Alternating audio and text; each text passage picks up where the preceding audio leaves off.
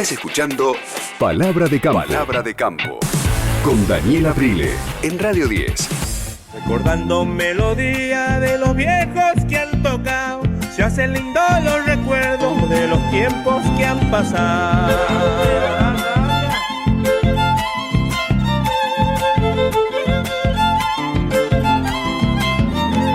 Muchos versos no escribían, solo hablaban con violín, con el llanto de las cuerdas y expresaban su sentir.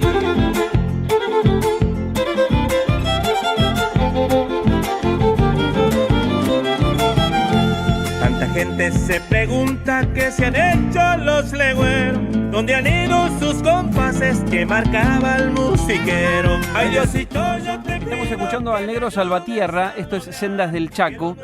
En la zona chaqueña, bueno, en gran parte de la zona del noreste también hay afectación por sequía. De hecho, esta semana, hablando del Chaco, hemos visto a uno de los productores que prácticamente se quebró, hablando de la falta de agua, con el gobernador de la provincia, Jorge Capitanich, una enorme cantidad de reclamos.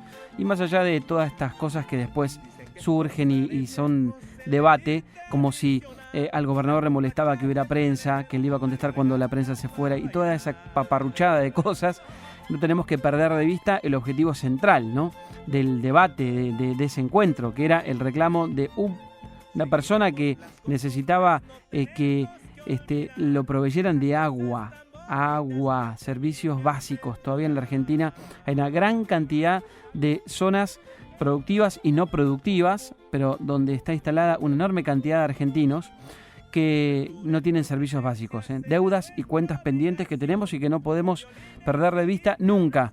No nos quedemos en debates chiquitos, tratemos de resolver las cosas realmente más importantes. Hablamos de la actividad industrial y de lo que ha dejado, bueno, un mes de septiembre muy pero muy movido en la actividad agroindustrial, fundamentalmente en los complejos soja.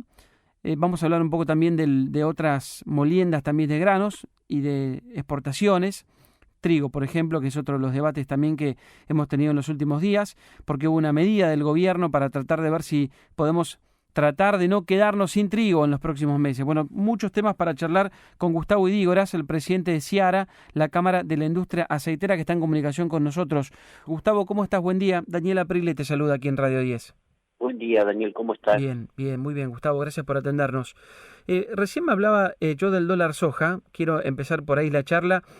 ¿Qué les ha representado a ustedes el dólar soja y qué ha pasado después del dólar soja? ¿Cómo estamos el día después?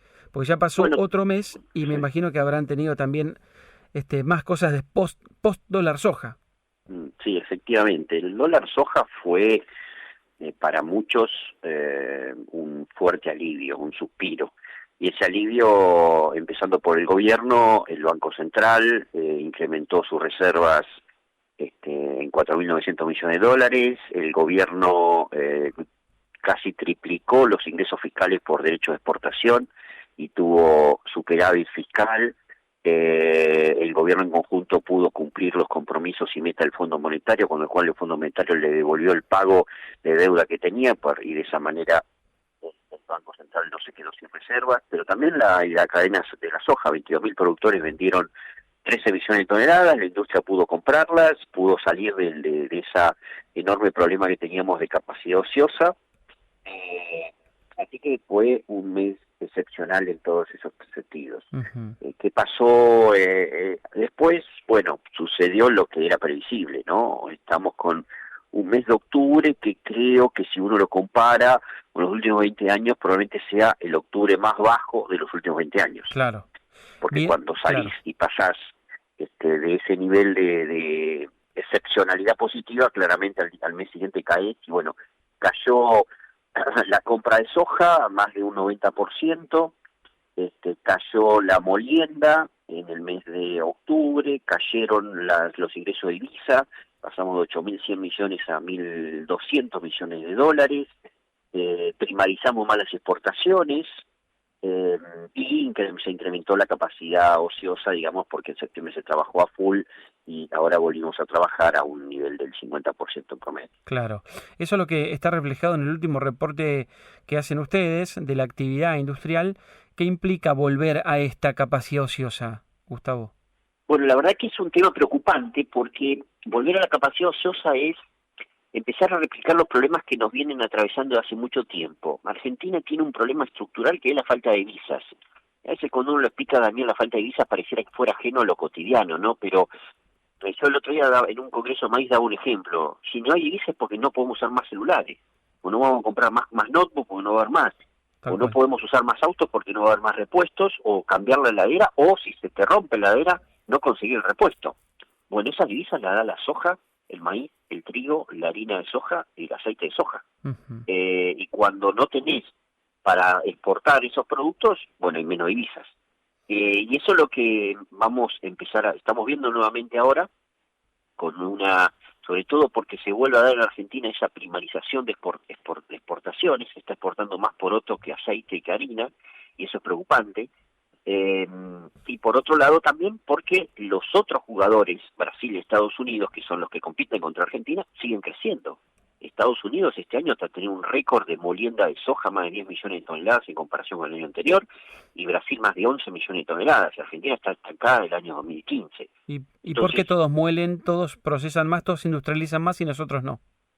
Bueno, hay condiciones tributarias básicamente diferentes, que si bien acá Argentina tiene una alta carga tributaria, como vos bien sabéis, en el complejo sojero, 33%, también hay otro esquema que paga más impuestos en Argentina el que procesa y exporta aceite que el que no procesa nada y exporta el poroto sin procesar.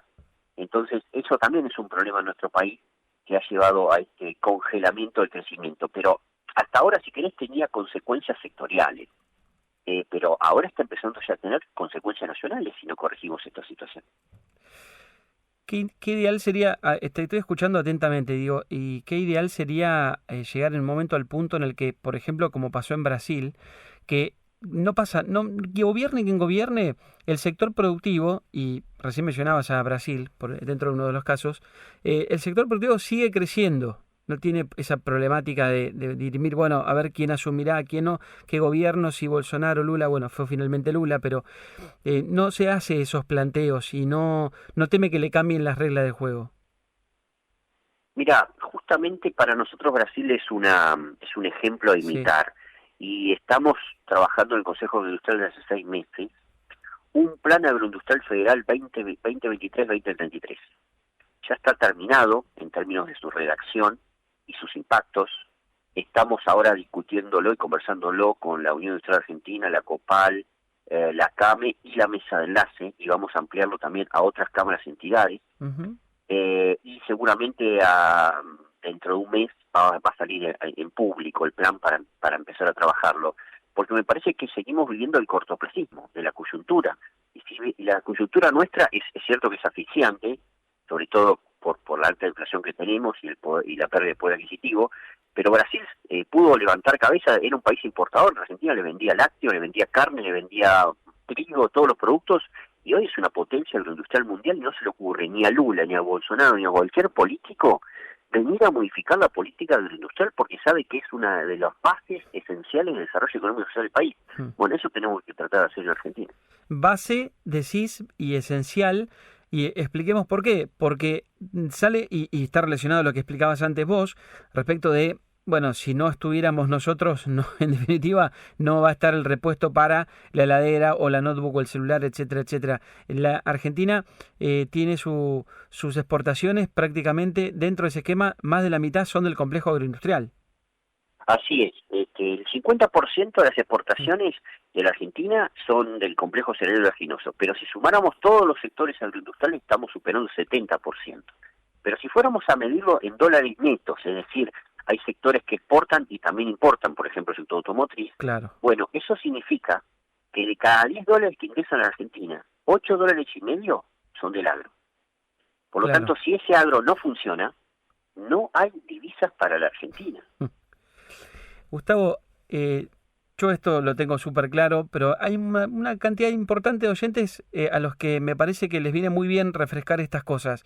Y hace poquito, y esto lo traslado a la charla que estamos teniendo ahora, porque creo que el mensaje de algunos oyentes es el pensar de muchos.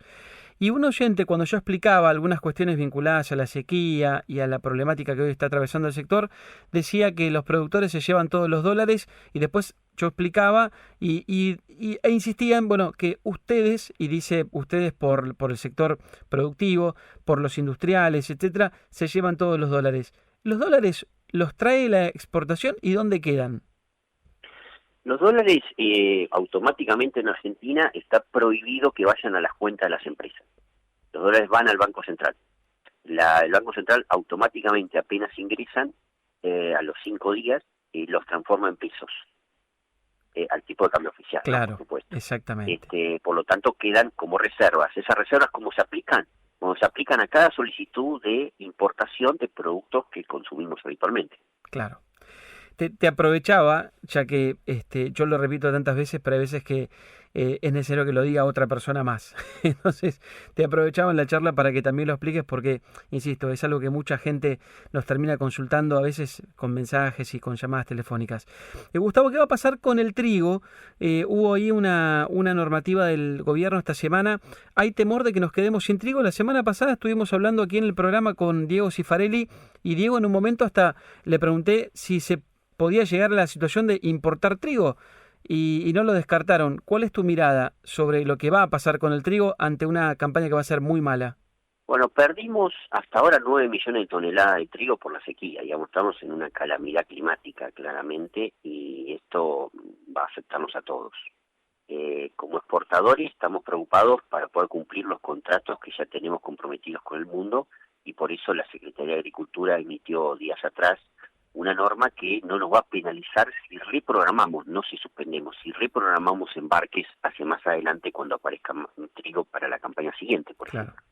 Eso es lo que estamos ahora conversando con cada comprador, porque te imaginarás que si bien el trigo es muy importante para Argentina, le vendemos a Indonesia, Marruecos, Argelia, Egipto y Brasil, y para ellos también, y sobre todo en un contexto inflacionario en el mundo, la falta de trigo genera más inflación también en esos países, con lo cual tenemos largas charlas con los importadores para mostrarles los gráficos de la producción argentina y lo que ha pasado con esta sequía. No creo que haga falta importar. Me parece que si hay una evolución de los últimos datos de campaña, debería haber trigo suficiente para el abastecimiento interno y también para cumplir aquellos compromisos más importantes de exportación. Pero todavía es prematuro anticiparlo. Me parece que hay que esperar a que entremos bien en diciembre y ver los números finales de campaña. Por último, Gustavo, en nada, en cuestión de días, se nos viene el Mundial y cuando viene el Mundial parece que el año termina antes y esto va a pasar claramente en Argentina este año. Entonces también se nos fue el año legislativo y cuando se nos fue el año legislativo nos damos cuenta una vez más que otra vez no se pudo avanzar con el proyecto que tienen ustedes y desde el Consejo Agroindustrial para que se trate un proyecto de ley para el desarrollo de la actividad. Se va el año. Sí, la verdad que estamos bastante molestos, Daniel, con eso. Hace unos días atrás sacamos un comunicado sobre el tema porque nosotros percibíamos que era una de las pocas veces que habíamos visto que tanto oficialismo como oposición se ponían de acuerdo en un proyecto de ley.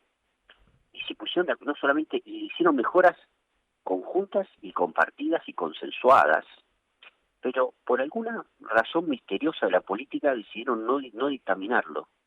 Y al día de hoy siguen dándonos justificaciones insólitas.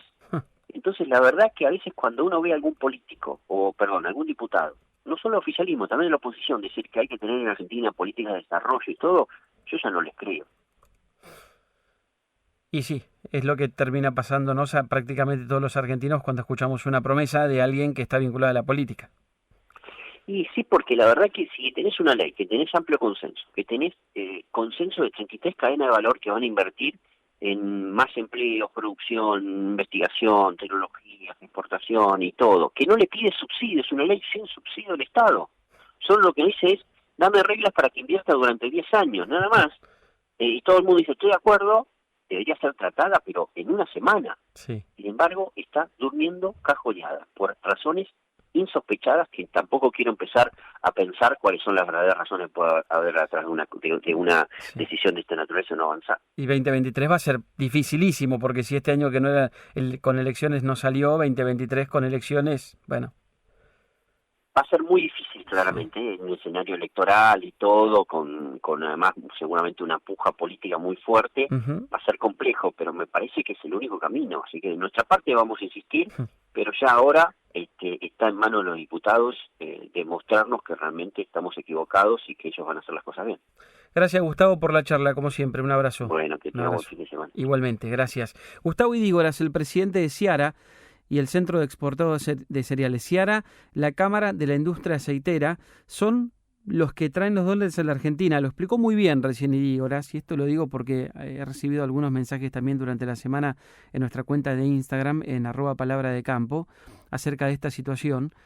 Y me parece que tiene que quedar claro que, contando todos los complejos de la agroindustria, el 75% de las exportaciones se justifican de esta manera. Pero claro, hay sectores que importan y exportan. Entonces, aunque haya otros sectores que exportan, también, como traen dólares, no terminan teniendo una balanza tan superavitaria como sí la tiene el sector agropecuario, que prácticamente no hace importaciones respecto de la cantidad enorme de dólares que trae para la Argentina. Me parece que eso tenía que quedar claro también en esta charla que mantuvimos con el presidente de la industria aceitera y el Centro de Exportadores de Cereales. Hasta las 7. Escuchalo a Daniel Aprile en Radio 10.